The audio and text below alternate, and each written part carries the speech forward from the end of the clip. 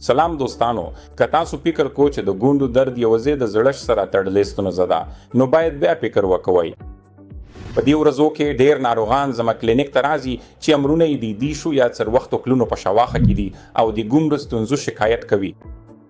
سلام، زه ډاکټر یم همانشو تیږي د فورټس روغتون ډیلی NCR د ملا او ارتوپیډي څانګې مشر یم. او نن به موږ د ځوانانو د ګوندو ستونزو یا د زلمیانو د ګوندو ستونزو په اړه خبرې وکړو. تر ټولو لمړی ولې د کلني نه کم عمر لرونکو کسانو کې د ګوندو درد زیات شوي دي؟ تر ټولو عام دلیل یې غیر فعاله ژوند دی. کله چې تاسو ډیر وخت ناست یاست، ډیر وخت موبایل یا کمپیوټر ته ګورئ، فزیکی فعالیت نه کوئ، نو د ټول شیان د عضلاتو کمزوري ته لاره هواري. دویم، که تاسو چاغ یاست یا ستاسو وزن ډیر دی، اضافي وزن پر ګوندو ډیر فشار راولي او دا ستاسو کارټلیج ته زیان رسوي. دریم، که تاسو فزیکی تمرینونه نه کوئ، لکه حتی ساده کارونه لکه د دفتر ځینی ختل نه کوئ او پر ځای یې لفټ کاروئ، دا هم ستاسو د ګوندو عضلات کمزوري کوي او ګوندو ته ضروري تمرینونه نه رسیږي چې باید یې وکړئ. بله دا چې که تاسو په جیم کې سم تخنیکونه نه کاروئ، لکه کې ناسم ناست یاست یا ناسم ټیټېږئ، دا کولی شي ستاسو کارټلیج یا لیګمنټ ته ژر زیان ورسوي. د دې ترڅنګ د بنیادیو فعالیتونو لکه ټیټیناستي نشتوالی هم عضله کمزوري کوي. لکه څنګه چې په هند کې پخوا به مو داسې تشناب کاراوه چې پر ځمکې به وو، خو اوس موږ د کموډ چوکۍ کوو. اوس چې کله تاسو د خپل ورځني عادي تشناب لپاره پر ځمکه ناست یاست، نو کله چې ناست یاست د ګونډې شاوخه عضلات، کله چې تاسو پورته کېږئ یا اوږده موده په هماغه حالت کې ناست یاست، نو دا عضلات باید کار وکړي، نو دا یو ډول تمرین دی.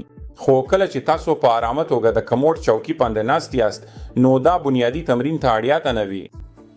یعنی تاسو یوازې په چوکۍ ناست یاست او بیا پورته کېږي، نو د عضلاتو هغه اندازه ځواک نه رامنځته کېږي.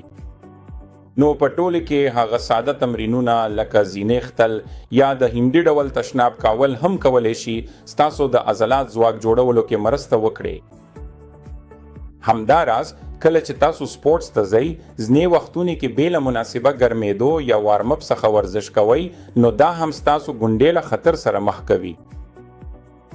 همداراز که ستاسو ناسته سمه نه وي، لکه که تاسو په دفتر کې کار کوئ او مناسبه دفتري څوکۍ نه کاروئ، نو دا هم ستاسو ګونډې له خطر سره مخ کوي. لکه که څوک له کوره کار کوي او پر سوفه ناسته وي او تل خپلې پغې تاوي، دا هم ستاسو په ګوندو ډیر فشار راولي. نو که دا کار او زرمال ته وکړئ، طبعا دا کولی شي د ګوندې کارټلیج ته زیان ورسوي. بله مهمه وجه دا ده چې که ستاسو په غذا کې پروټین، وایټامین ډي او کلسیم کم وي، نو دا څو اساسي علتونه یا نیمګړتیاوې دي چې موږ یې په ځواني کې کوو. دا ټول د ګونډې درد نپن لامل کیږي. نو اوس کوم عام خطرناک نشې دي چې باید پرې خبر اوسئ. اول دا چې که ستاسو ګونډه د ځینو ختلو پر مهال درد کوي او عمر مو له کلو نه کم وي، نو حتما باید ډاکټر ته ولاړ شئ.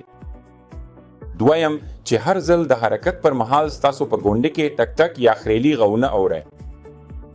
دریم، که د لنډ مزل وروسته ستاسو د ګونډې شاوخوا پړسوب پیدا شي. څلورم، که د چوکۍ یا جیم تمرینونو پر مهال درد وي، لکه کله چې د پخلنځ له ټیټې الماري سره اخلو نو ټیټېږئ، او کله چې هڅه کوئ پورته شي نو درد احساس مئ. دا د کلنې نه کم عمر کې د منلو وړ نه ده.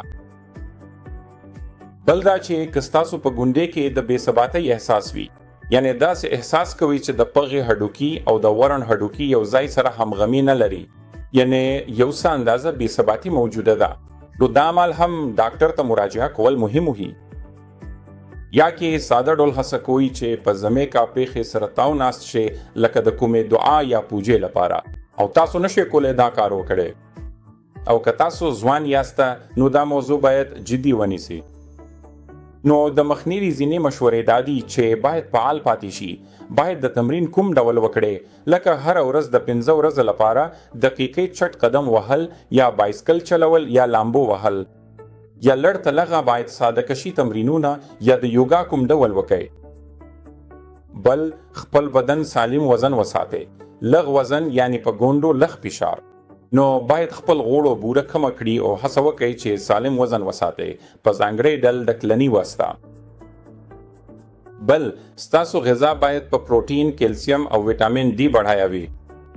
زموږ په یوټیوب چینل کې ویډیوګانې شته چې تاسو ته د داسې غذایي رژیم لارښوونه کوي چې د هډوکو د پیاوړتیا لپاره ګټور وي په زیانه کال ویټامین ډي او کالسیم او همداراز د پروټین بډایه غذا. تاسو کولی شئ د دغو ویډیوګانو لپاره په تشریح کې وګوره او بیا د سالم هډوکو لپاره همغه ډول غذا تعقیب کړئ. همداراز باید منظم وارم اپ او سټریچینګ وکړئ. په ځانګړي ډول که جم ته ځئ نو وارم اپ ډیر مهم دی. او که ستاسو د دفتر کار داسې وي چې هره ورځ باید یا ساعته کښینی نو البته باید د کار په منځ کې سټریچینګ وکوئ. همداراز هڅه کو چې خپل نس ته زیور کم کړي. کله چې تاسو په دفتر کې وګړئ ساعته کار کو هر شول دقیقې ورسته لږ وقفه واخلئ، ځینې وخیژئ یا لږ حرکت وکړئ سو تاسو پخو ته اړین سټریچینګ ورسیږي. عموما موږ ځوانو ناروغانو ته د درملو له لارې درمله نه توصیه کوو، موږ هغوی تشویقو چې خپل ورځني فعالیتونه بدل کړي. که اړتیا وي موږ هغوی ته وایو چې فزیوتراپي ته لاړ شي یا په کور کې تمرینونه وکړي. خو د عضلاتو پیاوړتیا ډیر مهمه ده.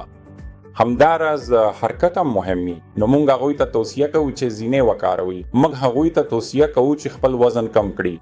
موږ هغوی ته توصیه کوو چې هر سهار 10 دقیقې ورځني تمرینونه وکړي. د دې لپاره تاسو کولی شئ زموږ په یوټیوب چینل کې هم ویډیو وګورئ. هغوی باید په خپل دفتر کې هر 20 دقیقې وروسته وقفه واخلي. هغوی باید لږ وګرځي او که امکان ولري ځینې هم وخیژي.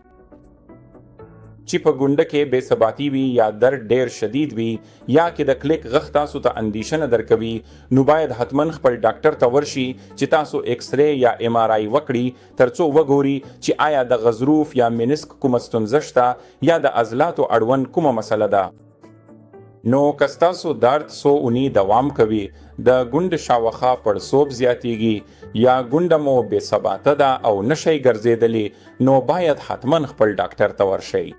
د هغه نظر واخلئ ځکه قوي ګونډې د ژوند په لومړیو کلونو کې جوړیږي. هغه انتخاب چې نم یې کوئ دا ټاکي چې سبا به ستاسو ګونډې تاسو ته څنګه ملاتړ درکړي.